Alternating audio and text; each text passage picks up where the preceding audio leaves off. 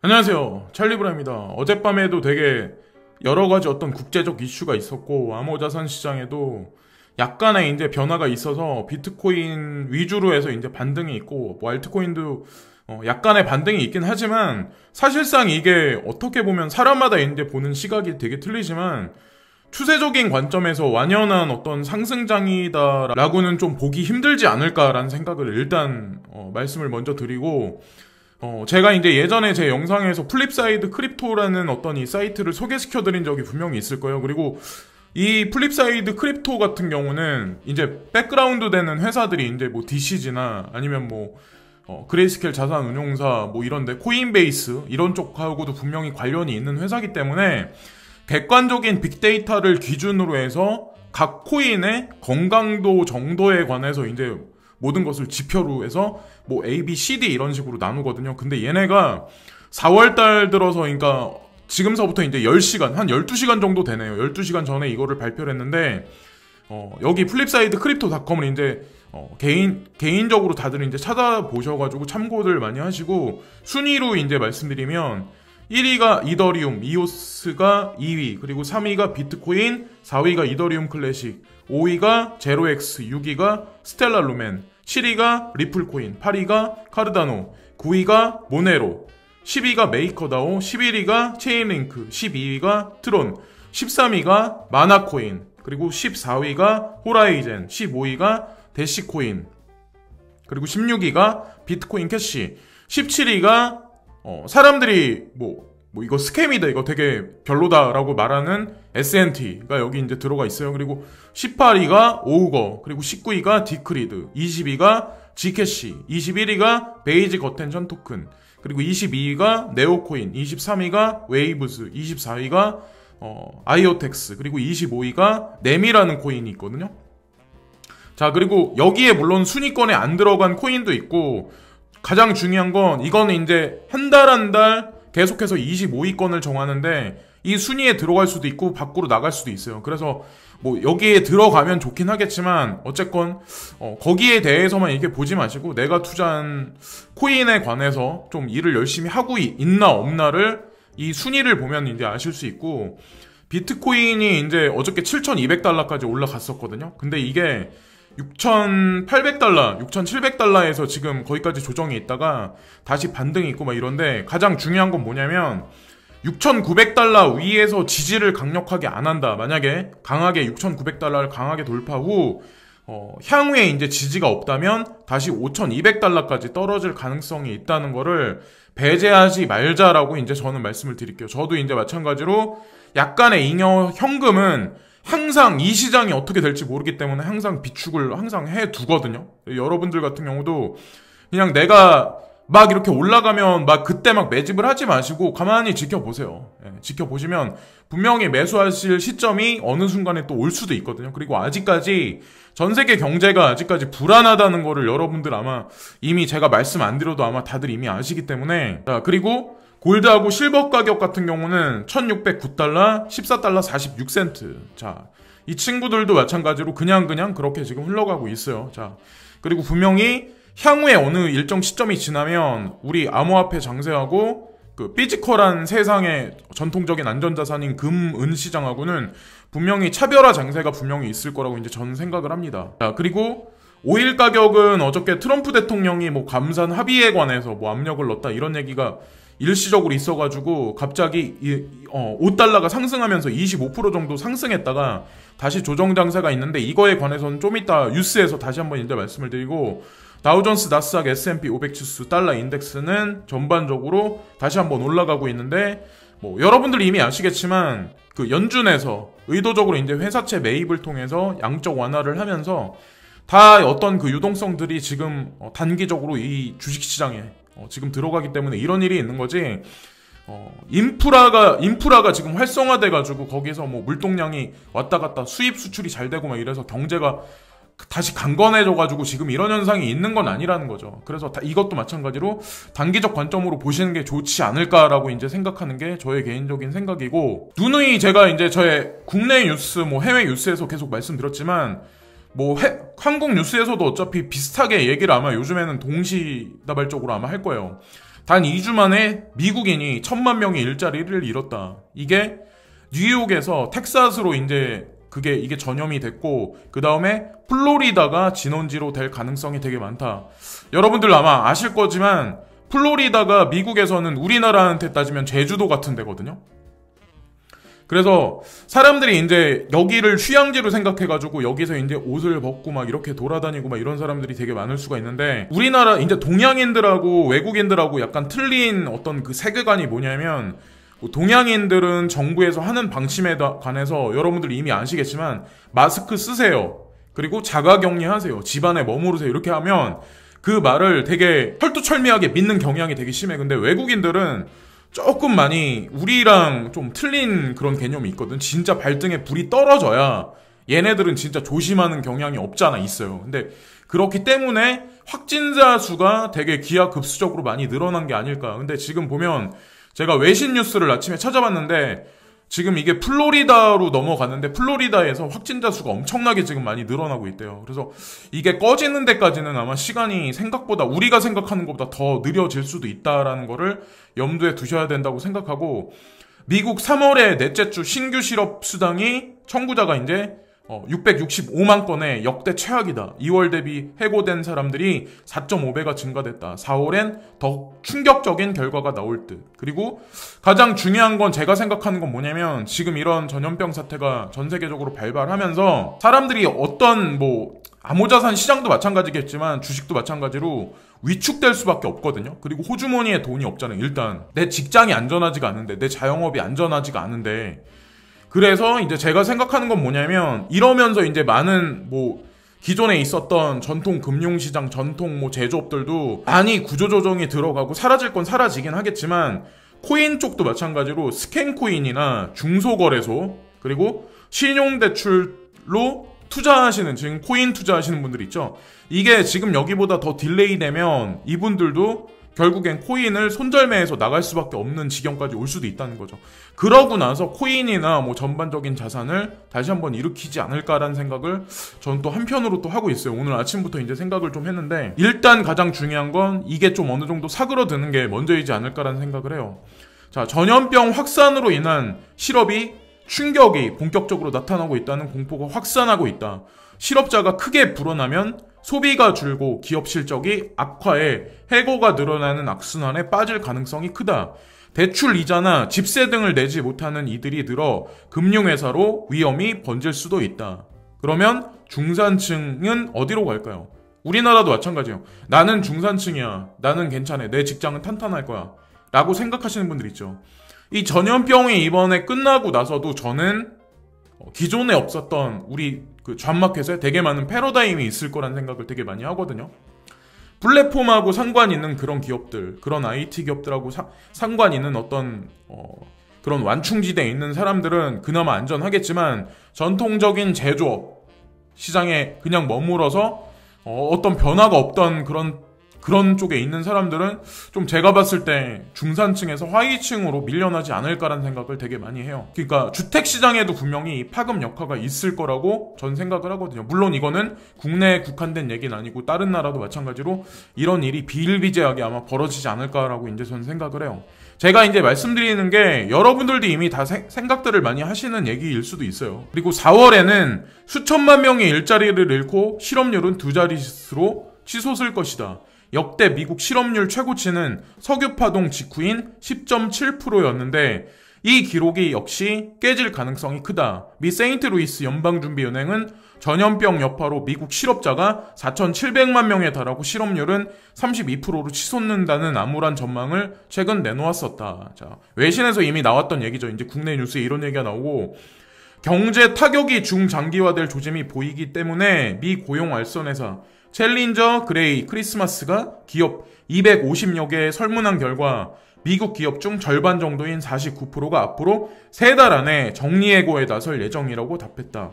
이 중 11%는 이미 다 정리해고를 한 차례 마쳤다라고 이제 이런 얘기가 나와요. 그런데 우리나라도 되게 재미난 일이 지금 벌어지고 있는데, 우리나라는 기축통화국이 아닌데 지금 양적 완화를 하고 있잖아요.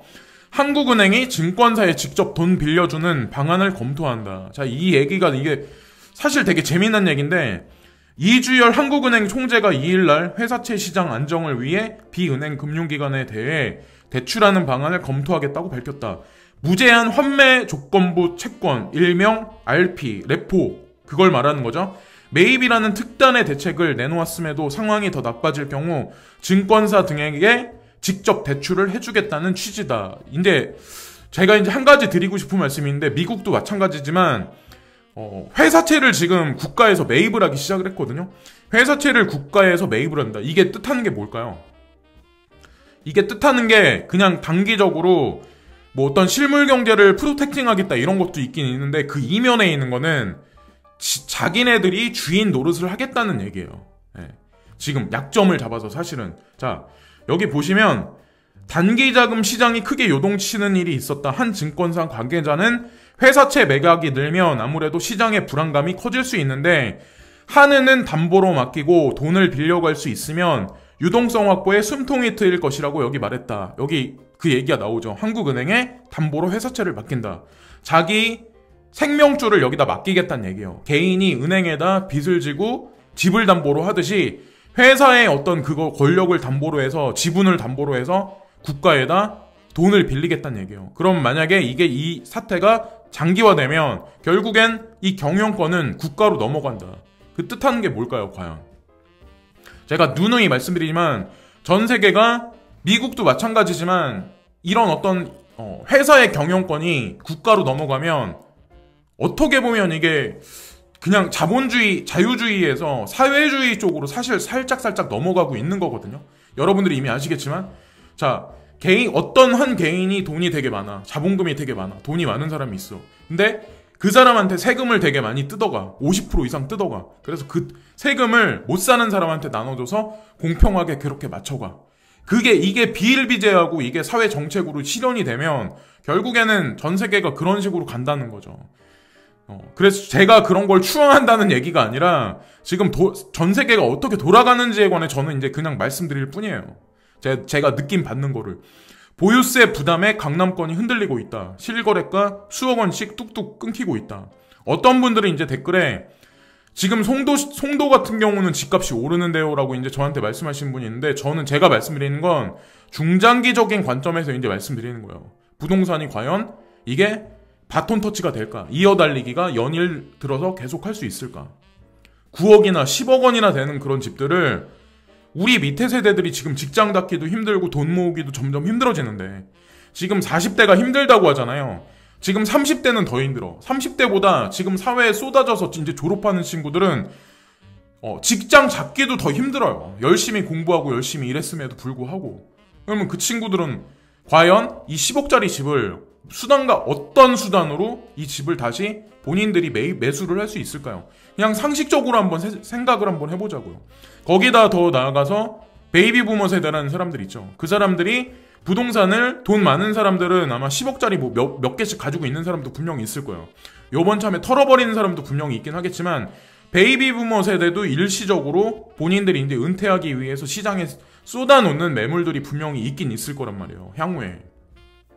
자, 그런 거를 이제 염두에 두시면서 종합적으로 이제 보셔야 된다고 생각하고, 저는 그래서 어쨌거나 저쨌거나 지금 암호자산 시장이 안 좋은 어떤 그런 패러다임에 있고 안 좋은 기로에 이제 서 있는 건 사실이긴 하지만, 분명히 자산의 투자 시장이 암호자산 시장 쪽으로 부동산이나 주식 시장에서 많이 현물 경제가 이제 많이 위축되기 시작하면서 어느 시점부터는 분명히 이쪽으로 넘어올 거라고 생각을 하거든요. 그거를 대비하는 게 인터컨티넨탈 익스체인지가 되든, 그들이 그래서 의도적으로 저는 그 암호화폐 어떤 그 인덱스 지수를 분명히 나스닥 전광판에 올려놨다고 생각을 하고, 간접 투자 상품을 분명히 어느 시점부터 만들어낼 거라고 생각을 합니다. 자, 그리고 내일이 더 걱정입니다. 금융위기때로 돌아간 제조업 체감 경기. 자, 2분기 BSI가 57이다. 1분기보다 18포인트가 하락을 했다. 기업들은 71%. 그리고 원유가가 장중 20달러가 붕괴됐다. 18년 만에 최저치로 떨어졌다. 이게 이제 경기 전망 지수가 100 이하로 떨어지면 되게 상당히 되게 안 좋다, 이런 거를 얘기를 한대요. 근데 지금 보면 2분기 예상치가 57이에요. 이 정도면 극도로 안 좋은 거거든요. 그러니까 지금 주식시장이 단기적으로 반등을 하고 뭐 어쩌고 지금 암호화폐 장세도 단기적으로 반등을 한다고 하더라도 어떻게 보면 4, 5, 6월 달이 여러분 이제 1, 2, 3, 4, 5, 6월 달이 어떻게 보면 조금 더 심각하게 좀 약간 안 좋아질 경향이 있다. 그러니까 좀 마음의 준비들을 하시면서 좀 심호흡을 좀 약간 길게 해볼 필요가 있지 않을까라는 이제 그런 생각을 하고, 되게 아이러니한 거는 집콕의 밥상 물가가 급등하고 있다. 배추가 96% 상승, 그리고 달걀이 20% 상승했다. 근데 저는 이런 생각을 하거든요. 내 직장이 없어지고 내가 이제 가지고 있는 현금 자산이 점점 줄어드는 어떤 그런 것도 문제이긴 한데, 진짜 전 세계 이제 위기가 도래하는 거는 사실 여기서부터 라고 생각을 하거든요. 밥상 물가가 올라가는 거. 진짜 위기는 여기서부터 올 것이다. 근데 가장 중요한 건 지난 겨울에 국내는 눈이 많이 안 왔어요. 다른 나라는 어떤지 모르겠지만 아마 여러분들 호주에 되게 화재가 극심해가지고 그러니까 서호주 쪽에 그쪽에 불이 엄청나게 많이 나가지고 엄청나게 많이 계속해서 진화되지 않고 그랬었던 사실을 아마 아실 거예요. 이런 것도 사실 가뭄이 전 세계적으로 장기화돼서 그런 거일 수도 있거든요. 근데 이게 만약에 우리나라 같은 경우 심한 장마가 향후에 도래를 한다면 농작물 수확량이 지금보다 더 많이 줄어들 가능성이 많다는 거죠.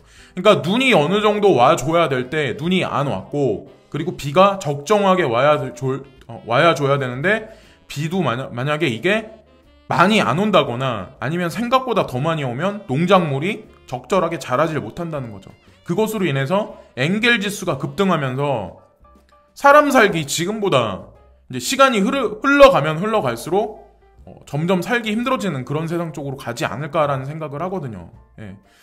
이것도 마찬가지로 하여튼 그래요. 저는 이제 그런 생각을 하거든요. 그리고 2009년도 때 이제 어떤 일이 있었냐면 엔겔 지수가 이제 급등을 했었는데, 여기 보시면 FAO 푸드 프라이스 인덱스가 나와 있는데 2009년서부터 지속적으로 갑자기 1, 2년 동안 계속 상승한 적이 있었어요. 이때가 서브프라임 모기지 사태가 터졌을 때였거든요. 전 세계 금융위기가 왔을 때. 이때도 마찬가지로 이런 현상이 1, 2년 동안에 계속해서 인플레이션이 푸드마켓에 도래를 했었다. 또 하나 중요한 게 이때는 마찬가지로 2009년도였는데 오일 가격도 갑자기 급등을 하기 시작한 적이 있었어요. 예, 이때는 그랬어요. 지금은 뭐 사회 인프라가 꺾여가지고 지금 사실 수요자가 없기 때문에 이제 오일 가격이 이제 올라가는 거고, 그리고 트럼프 대통령이 간만에 이제 어떻게 보면 허세를 부렸다? 허세를 부리셔가지고 이게 미국 경제를 뭐 어느 정도 살리기 위해서 일부러 그러실 수도 있는데, 오일 가격이 갑자기 급등을 했어요. 아까 제가 이제 말씀드렸다시피 5달러 정도 올라가지고 25%가 갑자기 급상승을 했는데, 많은 전문가들은 이제 어떤 얘기를 하냐면 이게 데드캣 바운스일 확률이 상당히 높다라는 얘기를 많이 하거든요. 이런 얘기가 나오는 이유가 왜 그러냐면, 도널드 트럼프 대통령은 러시아와 사우디아라비아와의 대화에서 최대 1,500만 배럴의 생산 감축을 발표할 것이라고 발표를 했다. 러시아가 불과 몇 시간 전에 서 있었던 얼굴에 관한 그것은 갑자기입니다. 수요일 트럼프는 양측이 다음 며칠 동안 문제를 해결할 것이라고 말했다. 그러나 크렘린은 트럼프의 사건이 거짓이라고 대답했습니다. 블라디미르 푸틴 대변인은 러시아와 사우디아라비아 간의 대화는 계획되지 않았다고 밝혔다. 자기네는 감산 합의한 적이 없다. 근데 어떤 게 진실일까요? 트럼프 대통령께서 말씀하신 게 진실일까요? 아니면 누구 말이 진실일까요? 러시아 측에서 우리는 감산 합의한 적 없어, 사우디하고, 이렇게 얘기를 하는데, 자, 시장은 이 원유에 대한 수요가 없을 뿐만 아니라 결국에는 갈 곳이 없다는 신호를 내기를 시작했습니다. 공급에 비해서 수요가 너무 빠르게 떨어지기 때문에 곧 많은 생산업체의 주요 문제는 영업이익으로 보장할 수 있는지 여부가 아니라 원유의 배출구를 찾을 수 있는지가 여부입니다. 석유 팔 데가 있는지 없는지, 그게 문제다. 사실 지금 단기적으로 석유가가 오르는 게 문제가 아니라 그 얘기까지 지금 나오고 있는 거죠, 사실은. 자, 그래서 오늘 영상은 여기까지 이제 마칠 건데, 일단은 가장 중요한 건 사회적인 혼란이 어느 정도 사그러들어서 직장 다니는 사람들의 호주머니에 어느 정도 돈도 다시 들어오고, 그리고 가장 중요한 건 저는 이제 그런 생각을 하거든요. 암호자산 시장 같은 경우는 국제 자금 세탁 방지법인가? 그 기구에서 합의안이 어떻게 도출하는지, 그리고 G20 회의가 이번에 이제 FATFA가 끝난 이후에 바로 있거든요. 그게 어떻게 되는지에 관해서 6월달 정도가 아마 될 거예요. 그래서 그거를 좀 약간 염두에 두시면서 호흡을 좀 약간 길게 하시면서 보시는 게 낫지 않을까. 그래서 단계적으로 뭐 올랐다고 그래서 내가 거기에서 뭐 희망의 회로를 막 돌려가지고 야 이거 이제 불장이다 라고 이렇게 생각하시는 것보다는 조금 한 발 물러나시는 것도 제가 보기에는 이런 시장 상황에서 하나의 방법이지 않을까라고 생각을 합니다. 오늘도 시청해주신 모든 분들께 진심으로 감사를 드리고요.